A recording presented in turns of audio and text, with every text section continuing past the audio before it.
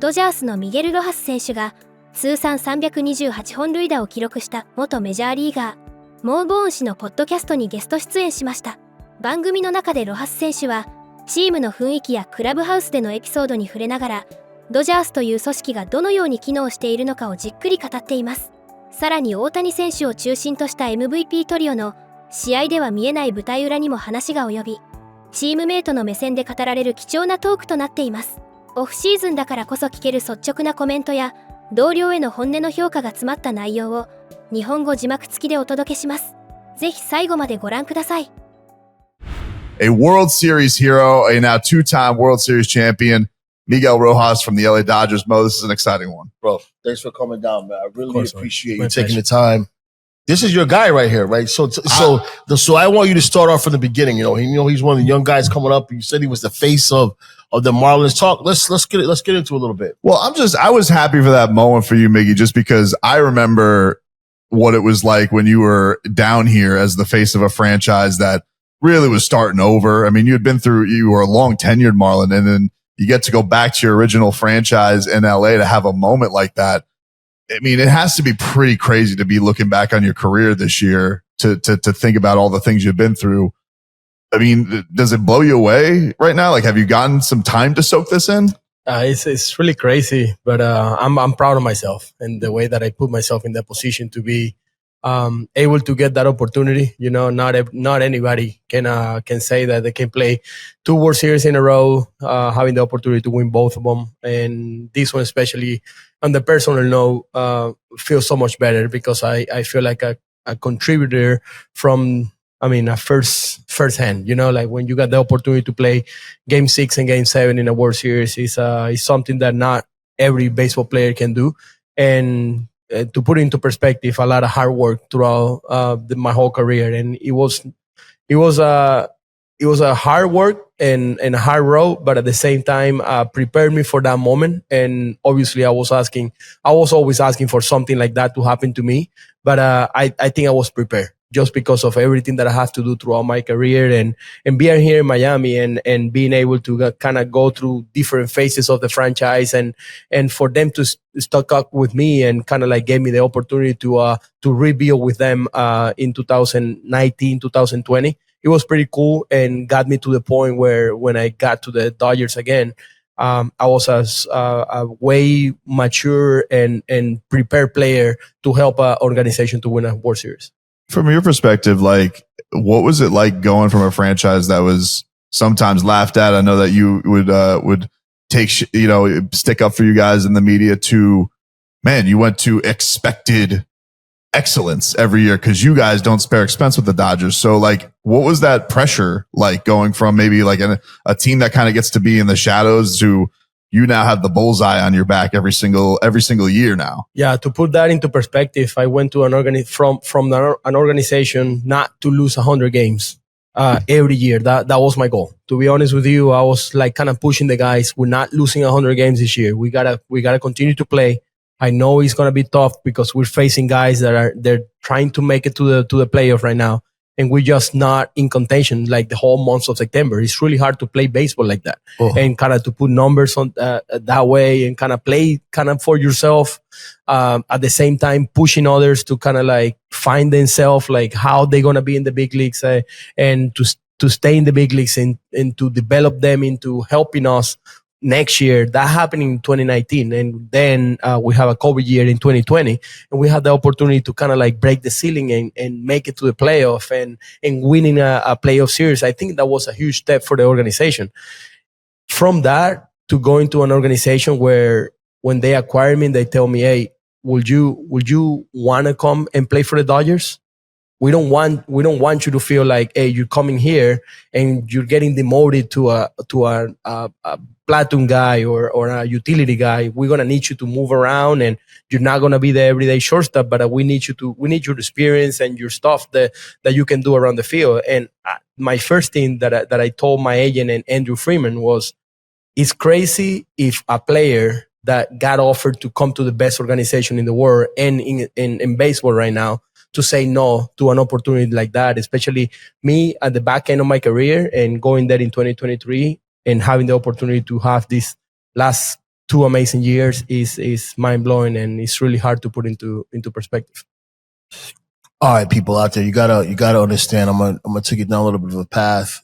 Any good team that I was on, they had guys that were glue guys. I never made it to the World Series.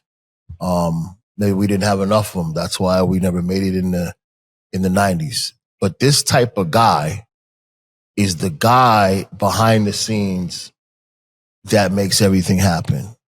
The fact that Miguel is sitting here in this position is a credit to him as a man, as a person, as an athlete, and as a teammate, because it's hard to stay ready coming off the bench.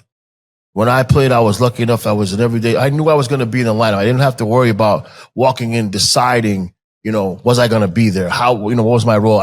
I understood where I was going to hit. I understood what my role is. But you all don't understand. For him, at one point in time, for Dave Roberts to get up and say, Miguel, you're going to play Game 6 of the World Series, and for him to contribute on both offensively and defensively is just amazing. And Dave knew that he needed that spark. So it's such a hard thing to do, to be prepared. Everybody says stay. They always tell you when you're on, you're an extra guy, you're utility guy, stay ready. He actually was ready. So how did you keep that preparation? To me is much harder, but so important to be able to win a World Series, and you did it. I think it's a culture that we have in that organization, in that clubhouse. Everybody understand who they are in that roster. And when your name is going to be called, you got to be ready, and that doesn't mean that you're going to have success right away. And I was lucky enough and fortunate that I got 6 or 7 ground balls that game, and I can impact that game the way that Miguel Rojas always impacted a team, which is defensively. I went 0 for 3 that day, but we won 3-1. Wow. Because of like a couple plays that I made. I caught rallies in the middle of like the 7 and the 8, and I think that's what kind of makes me more proud of the way that I was ready. It was a team effort. We didn't make mistakes. We didn't win the series. I think we win moments.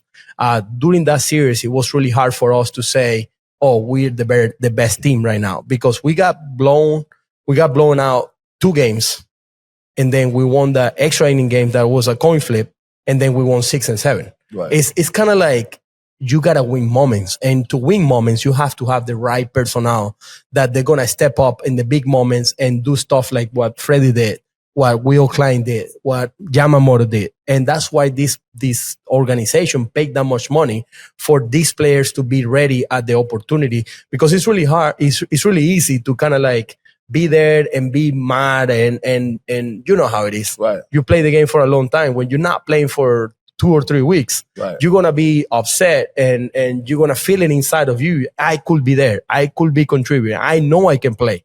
But at the end of the day, it's not about me. It's about the organization. It's about the team getting to get a ring. And I got a ring in 2024 without even being a big part of it. Right. But I was a part of it. And right, that's why I carry this ring, and I carry the championship like I want it, and that's what I feel like is important. You can never forget that it's a team sport and you're playing for your teammates. And that's why it was so easy for me to kind of stay ready, trust that Doc was going to need me at some point. And at the end of the day, it's kind of my job to be ready for the boys, What's the reaction been like since, though? Like, that's because Miggy, you talk about moments, like you had the moment, and it's like, that's almost like a life-changing moment, even in a lifetime of baseball. So like, what has it been like just being known as the guy? Like, I know as a kid, like, I don't forget Edgar Renteria. I don't forget Alex Gonzalez. Like, you're that now for the Dodgers for this championship. And so like, what's the reaction been like, and how have you soaked all that in? Well, hold up. Nigga, were you thinking slider? No, actually I never sit off pitch, because it's going to be so hard for me to hit a fastball if he happens to throw one. All right. So teaching moment. Like I tell everybody, offensively when you're hitting, it's easier to slow down than it is to speed up. So, you know, Miguel's is talking about it right now. I was thinking fastball, and then I reacted to a slider that it was hanging in the middle in part of the zone. So the thing is, like, you need to know who you are in the lineup. You know, I got Shohei Ohtani behind me. It's really hard for me to get off the fastball, knowing that these guys, they don't want to walk me. And we all know these pitchers have better command when they throw fastballs, right? So when I got to 3-2 count, especially after he lose one slider open in, I say, there's no reason why to throw another slider here. If I'm a pitcher, I'm trying to challenge this guy, hit it, you know, because Shohei is behind him, and if he rips that slider and is off the zone a little bit, I think he will be happy right now, because I mean that homer didn't happen. I got on base, and who knows what Shohei does. But at the end of the day, I can't really get off the fastball, knowing that I'm hitting in the ninth spot. I got Shohei Ohtani behind me, and then after Shohei, we got another Hall of Famer behind him on Will Smith or Freddie Freeman, whoever was hitting second. So for me, it's like I knew what I was going to get. But then he hung the slider, and because I was on the fastball, I was able to pull it that way, because it's really hard to pull a hang slider that don't do much. And keep it fair. Yeah. Because you know how it is when those sliders kind of backed up a little bit, it's really hard to hit them, you know? But I was on the fastball, I swung for fastball, and I kind of caught it out front. That's why kind of my reaction was like, okay, I hit it good, but I don't know if it's going to have the lift to go. But I didn't know that I hit it 105. I think, I mean, the moment was amazing. Do you remember running around the bases, or were you just floating? I kind of remember kind of stopping between second and third, because that was the moment where I realized that I did something crazy. And I was looking for my wife on the stands, because the story about my wife telling me that I was going to hit a home run, it was all real. So after I step on second base, I say, oh shit, my wife told me that I was going to hit a homer, and it happened. Right. And I mean, at the moment, I was just like happy that we got an opportunity to win the game. But I mean, it wasn't a homer to put us up in the score. It was just to tie the game. And then when I got to the dugout, I'm seeing Blake Snell sitting there, and he's just like locked in. He gave me like a regular high five, and he's ready to pitch the next inning.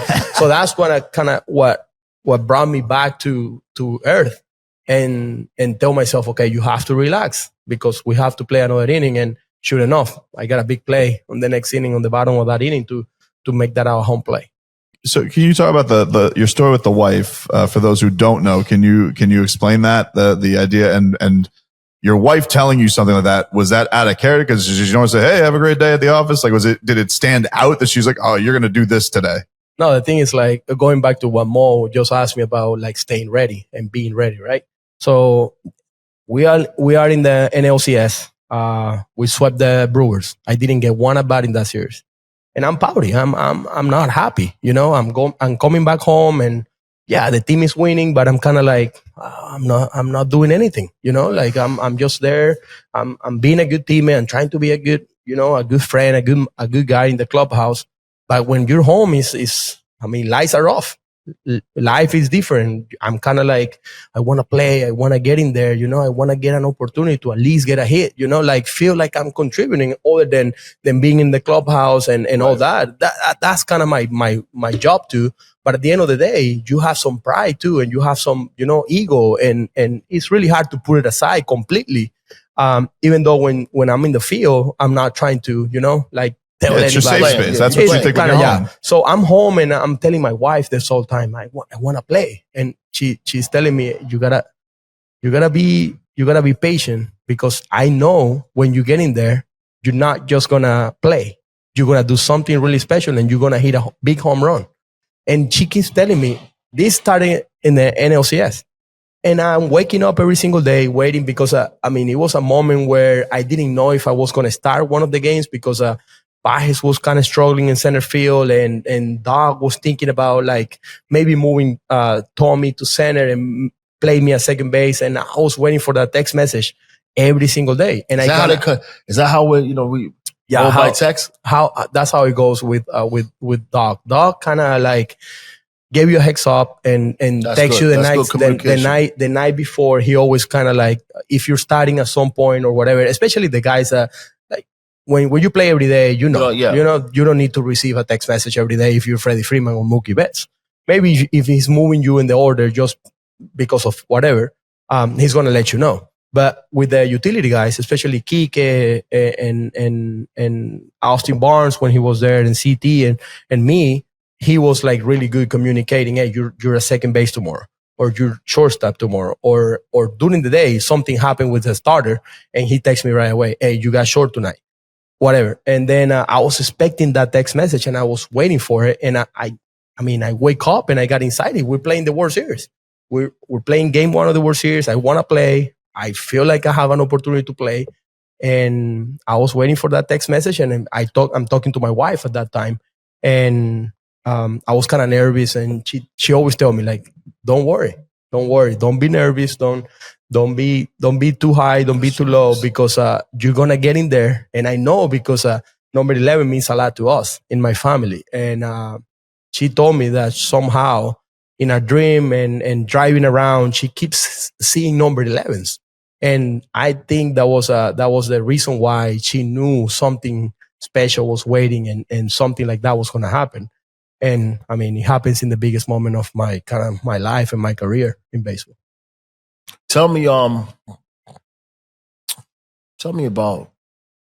I'm a fan of Freddie Freeman. I'm a fan of all. I mean, I'm a fan of all you guys. To be honest, I wasn't pulling for you guys. I wanted the Guerrero family to get a piece of that action. But I'm a fan of the Dodgers, and I'm a fan of any organization that is down with winning. I'm a fan of that. So, but tell me what it's like being around, Freeman, Shohei. I love, I'm lefty, and I love guys that stay inside the ball, hit the ball the other way. I think that's how I was able to have a decent career.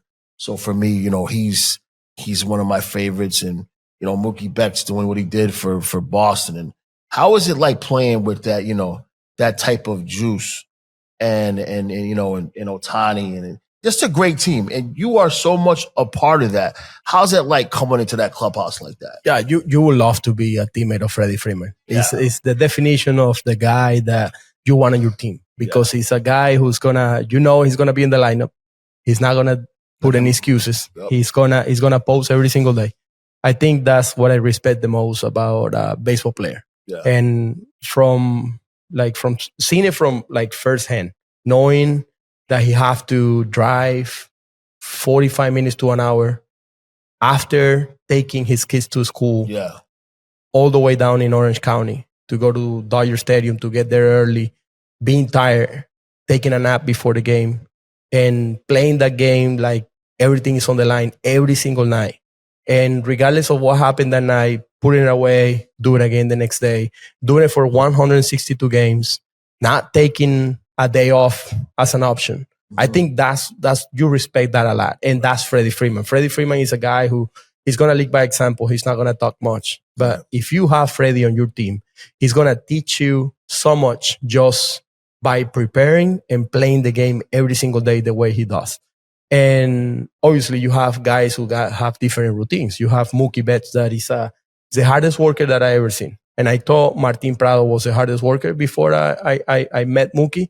But Mookie surpassed everything that I'm seeing in my life, because Mookie, without any cup of coffee, energy drink, or anything like that, Mookie is a complete athlete that kind of goes every single day, and he's not satisfied if he's not working until he's sweating every single day on offense and defense. And I feel like that's a great thing about this team, that nobody really knows how special, in a different way, every single one of them are. And then you have Shohei Ohtani, where he can just wake up and throw 7 innings shutout with 12 strikeouts like he did in Baltimore when he wasn't supposed to pitch because Tyler Glasnow have a back. Our team is in a really bad spot at that moment, and we need a guy to step up. Who do you think is going to start a game like that? A rookie, right? Or a guy who's kind of like there that you can designate for assignment later, or you can send down because he got options. No, Shohei Ohtani told the organization, I got it, because he was supposed to pitch the next day. The guy who's earning $700 million in his contract, he say, I'm going to take the ball and I'm going to pitch for the team. I don't care what anybody says. So those are the kind of guys that kind of like, you have Freddie doing his thing. You got Mookie working his ass off every single day. And then you got Shohei. That is something that he don't need much. Is he the best you've ever seen? Ever. And it's not just because I'm playing with him. It's because nobody else can do what Shohei does. Right. He's having the best game of the generation of baseball. Just in that one game, he just broke any record that you can have. Like 3 homers, hit one out of Dodger Stadium, and he's throwing 6 innings, strikeout 10, hitting 101 mile per hour. And I don't think anybody else can do that. It doesn't seem real. Like it's ridiculous. Like he's like not from this planet. What makes him tick? Because like obviously the language barrier in America kind of like makes him a little bit mysterious to fans. So like, what's it like with him behind the scenes? Like baseball is, I guess, a little bit more universal. Do you get that in touch as a teammate with him? It's really hard to kind of explain it because it's so simple. You know, he don't need much to get ready.